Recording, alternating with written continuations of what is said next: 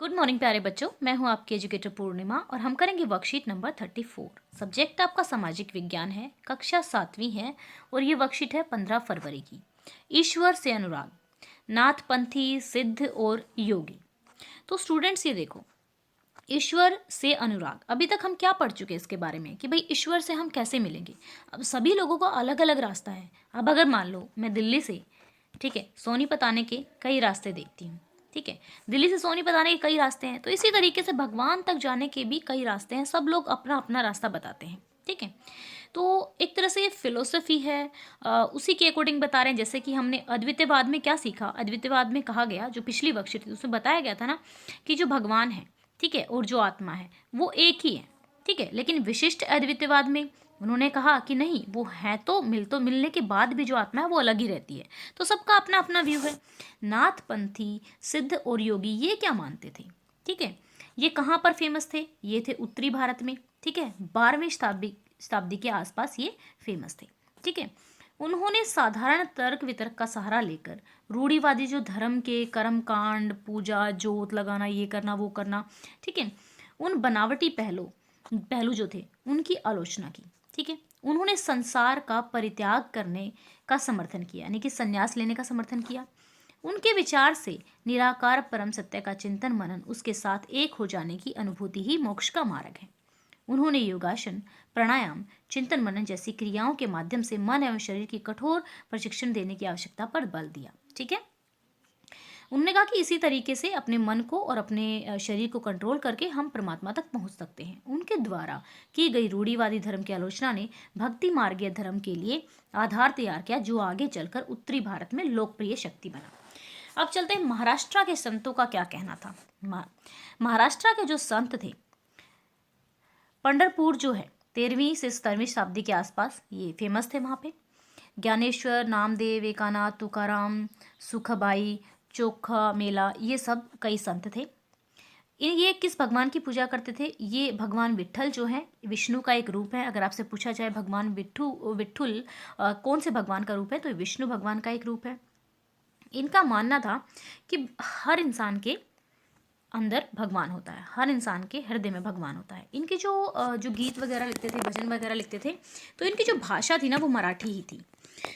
इनका कहना था कि हमें ना संसार को त्यागने की ज़रूरत नहीं है, ठीक है, हमें अपनी फैमिली के साथ रहना चाहिए, उनकी रोजी रोटी का गुजारा चलाना चाहिए, साथ में हमें लोगों की मदद भी करनी चाहिए। उन्होंने इस बात पर बल दिया कि असली भक्ति दूसरों के दुख को बांट लेना है। इससे एक मानवतावादी विचार का उद्भव हुआ। मानवतावादी क्यों? क्योंकि भाई देखो, जरूरी तो नहीं ना कि सब लोग सन्यासी बन सके, सब लोगों को तो वो इच्छा नहीं होती ना कि भगवान से मिलने वाली।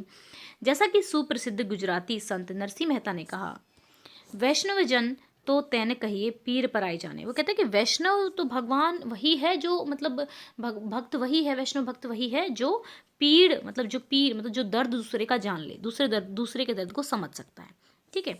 अब भगवान विट्ठल विष्णु का एक रूप है, इनकी विष्णु के रूप में ही आराधना की जाती है। भगवान विट्ठल की आराधना ने वारकारी संप्रदाय को जन्म दिया, जो पंढरपुर की वार्षिक तीर्थ यात्रा पर जोर देता है। ये जो वारकार संप्रदाय है ये कहता है कि भाई हर साल एक बार जो है विट्ठल भगवान की तीर्थ यात्रा है वो ज़रूर करनी चाहिए, ठीक है। भक्ति के शक्तिशाली उपादान के रूप में उदय हुआ और लोगों में काफ़ी लोकप्रिय। सुखुबाई एक महिला थी। तो अब देखो, आपकी गतिविधि बहुत इंटरेस्टिंग है। मैं तो ज़रूर खींच के भेजती अपना एक योगासन का फोटो, क्योंकि मुझे योगासन, प्राणायाम, मेडिटेशन करना बहुत अच्छा लगता है। आप भी एक पोस्ट बनाकर अपने टीचर को एक अपना फोटो भेज देना व्हाट्सएप ग्रुप में, ठीक है। ये आपकी गतिविधि है। तो चलो अब क्वेश्चन करते हैं। नाथपंथियों, सिद्धों और योगियों के विश्वास और आचार व्यवहार का वर्णन कीजिए। तो देखो, ये यहाँ से लिखेंगे, ठीक है, फर्स्ट क्वेश्चन को। ये क्या करेंगे, पहला पॉइंट, दूसरा पॉइंट, तीसरा पॉइंट, ठीक है। ये तीन पॉइंट आंसर में लिखेंगे, ये पूरा, ठीक है, ये पूरा लिखेंगे, ठीक है। उन्होंने संसार का परित्याग करने का समर्थन किया है। उनके विचार से जो निराकार परम सत्य का चिंतन मनन और उसके साथ एक हो जाने की अनुभूति ही मोक्ष का मार्ग है। और उन्होंने क्या कहा, इसको पाने के लिए योगासन, प्राणायाम और चिंतन मनन जैसी क्रियाओं को मध्य से मन को प्रशिक्षण देने की आवश्यकता है। तो हमारा आंसर नंबर 1 ये हो गया। इसमें से एक पॉइंट आप कट भी कर सकते हो, मर्जी आपकी है, ठीक है। आंसर नंबर 1, ठीक है। आपकी जो भी इंपॉर्टेंट बातें हैं वो सारी की सारी इसमें आ गई हैं। ओके स्टूडेंट्स, तो अब हम चलते हैं नेक्स्ट पे, ठीक है। अब देखिए सेकंड क्वेश्चन जो है ये है, महाराष्ट्र के भक्ति परंपरा का एक महत्वपूर्ण केंद्र कहाँ था। महाराष्ट्र में जो ये था पंढरपुर, यहाँ पे लिखेंगे स्थान और समय, पंढरपुर महाराष्ट्र 13वीं से 17वीं सदी के। ये हमारा आंसर नंबर 2 हो गया। ठीक है, आंसर नंबर 2 आप कर लेंगे। ठीक है, अब चलते हैं आंसर नंबर 3 पे। जाति के प्रति महाराष्ट्र के संतों का दृष्टिकोण कैसा था, तो ये लिख लेते हैं। ये देखिए, महाराष्ट्र के संत जातिवाद के खिलाफ थे, वे जन्म पर आधारित अंतरों का विरोध करते थे। आंसर नंबर 3 है ये हमारा। ठीक है, अब चलते हैं आंसर नंबर 4 पे। बहुत आसान है, महाराष्ट्र के कुछ महत्वपूर्ण संतों के नाम बताइए। तो आंसर नंबर 4 हमारा क्या है, ये देखेंगे। महत्वपूर्ण संत हो गए ज्ञानेश्वर, नामदेव, एकनाथ, तुकाराम, सुखाबाई और चोखा मेला। ठीक है, ये हमारा आंसर नंबर 4 हो गया है।